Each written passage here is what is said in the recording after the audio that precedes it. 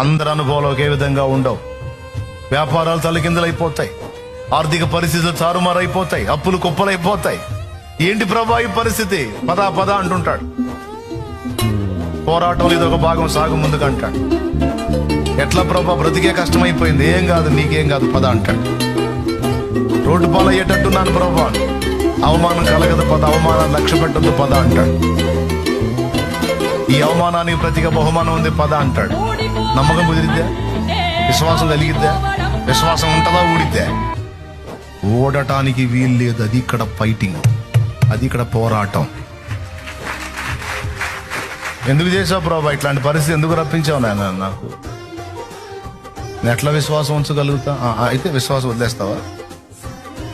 ఎట్లా వదిలేస్తాలే ప్రభా? మరి నోరు మూసుకొని పదా, వదిలేస్తావా? వదిలేస్తే ఎట్లా ప్రభా? పా మరి ఏంది?